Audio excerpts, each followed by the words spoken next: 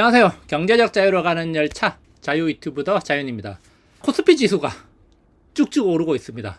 당장이라도 코스피 3000까지 뛰어오를 기세인데요. 그런데 또 한 가지 시장의 변화. 지난달 말부터 삼성전자가 많이 오르고 있다는 겁니다. 그래서 이제 6만 전자를 터치했다가 내려왔다가 반복하고 있는데요.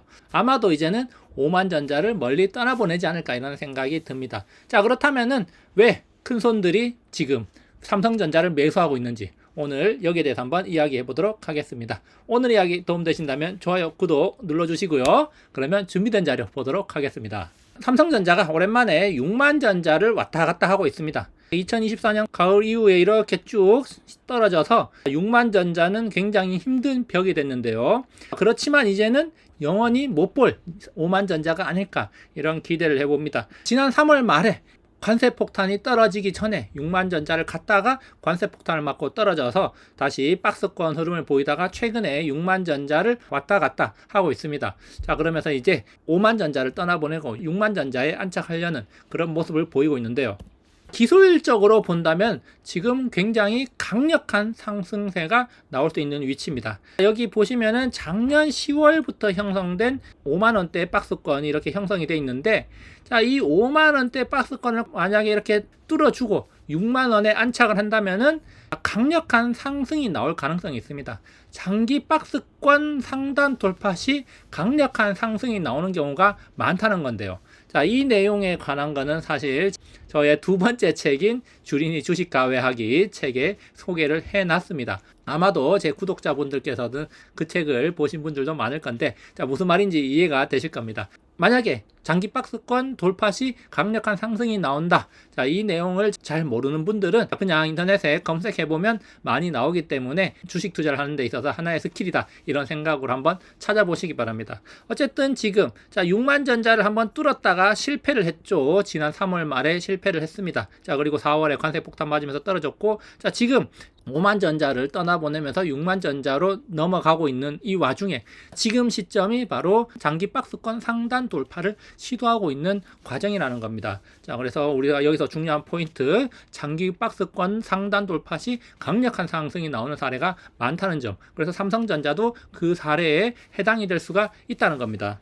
자, 그런데 지금 장기 박스권 상단 돌파를 시도하고 있는데 최근에 외국인들과 기관이 집중 매수를 하고 있는 모습 보이고 있습니다. 자, 그래서 기관 같은 경우는 지난 5월 말부터 집중적으로 삼성전자를 매수를 하고 있고요. 자, 그리고 외국인들은 6월 들어서 삼성전자를 많이 사고 있습니다. 자, 그래서 외국인들 같은 경우는 최근 4거래일 동안 무려 7,500억이나 샀습니다.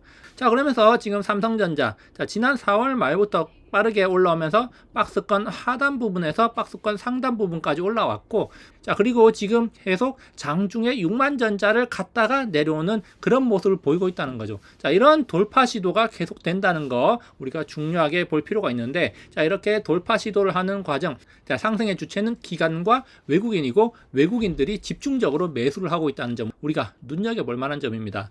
자, 그렇다면은 외국인과 기관이 왜 지금 삼성전자를 많이 사고 있을까? 특히 외국인들이 지난 4거래일 동안 무려 7,500억이나 샀는데, 자, 외국인들이 왜 이렇게 삼성전자를 많이 사는 걸까? 자, 그것을 한번 생각을 해봐야겠죠.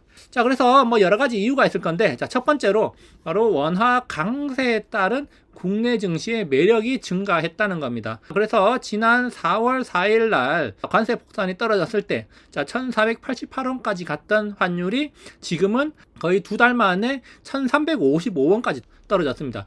10% 정도가 떨어졌다고 볼 수가 있는데, 그래서 외국인들 같은 경우는 그냥 우리나라 주식을 사놓기만 했어도 자, 10% 이익을 보는 겁니다. 반대로 우리나라 사람들이 자, 미국 주식을 사놓고 그냥 가격 변동이 없었다. 그러면 10%를 손해를 보는 거예요. 자, 사실 그 10% 엄청난 금액 아닙니까?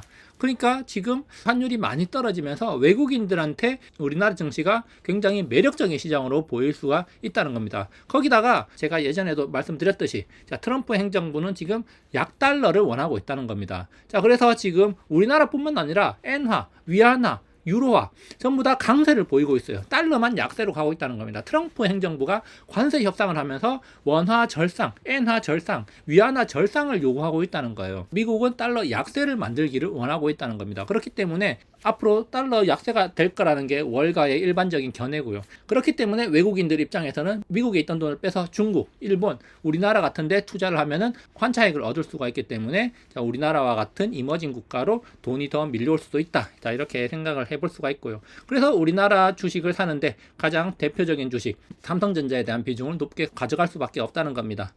자, 그리고 또 한 가지로 반도체 업황이 개선되고 있다는 겁니다. 특히 D램 가격 상승세가 빠르게 나타나고 있는데요.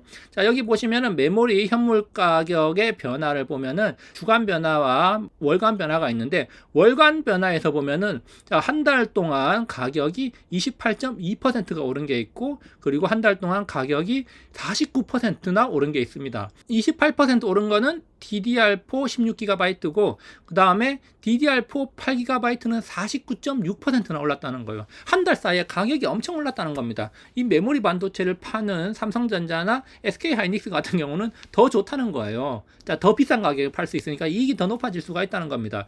자, 그래서 자, 가격 변동의 추이를 보면은 최근에 가파르게 메모리 반도체 가격 지수가 올라가고 있다는 거 확인할 수 있고요. 그리고 뭐 D램뿐만 아니라 낸드 플래시 가격도 한 달 동안 7%대 상승을 하고 있다는 점 우리가 참고할 필요가 있겠습니다. 자, 이렇게 메모리 반도체 가격이 올라가다 보니까 삼성전자와 SK하이닉스에 대한 매력도가 더 높아졌다. 이렇게 생각해 볼 수가 있겠죠. 자, 그리고 또 한 가지, 여전히 삼성전자와 하이닉스는 저평가라는 거죠. 물론 하이닉스는 지금 좀 많이 올라왔습니다. 이 자료는 제가 지난달에 소개해드렸던 거 다시 가져왔는데요. 삼성전자는 지난달하고 이번 달하고 가격 변동이 크게 차이 나지 않기 때문에 여전히 삼성전자 PBR 1배 미만 수준이고요. SK하이닉스는 지금 좀 가격이 올라와서 PBR이 좀 올라왔지만 저평가 매력을 가지고 있다. 이렇게 생각해 볼 수가 있겠습니다. 그래서 정리를 해보자면 외국인과 기관이 집중 매수를 하는 이유가 뭘까? 이런 것들 생각해 보니까 자, 지금 현재 박스권 상단 돌파 시 강력한 상승을 기대해 볼 수 있는 구간이고, 저평가 매력이 있고 업황 개선이 나타나고 있고, 자, 그리고 환율적인 문제가 있다는 거죠. 여러 가지가 복합적으로 작용을 하고 있다는 겁니다.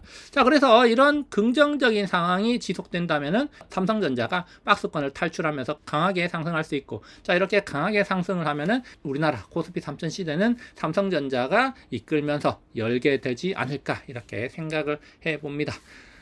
자, 그래서 삼성전자 굉장히 긍정적인 상황에 있고, 자, 그리고 중요한 기로에 있는데, 자, 박스권을 뚫고 나서 자, 강한 상승이 나타날 수 있기 때문에 오랫동안 삼성전자에서 기다리신 분들 분명 좋은 시절이 올 거라고 생각하고요. 그리고 삼성전자에 관심 없으셨던 분들도 한번 관심을 가져보는 게 좋지 않을까, 이런 생각을 한번 해보게 됩니다. 자, 오늘 이야기 여기까지 준비를 해봤고요. 오늘 이야기 도움되셨다면 좋아요, 구독 눌러주시고요. 그러면 저는 다음에도 유익한 영상으로 찾아오도록 하겠습니다. 감사합니다.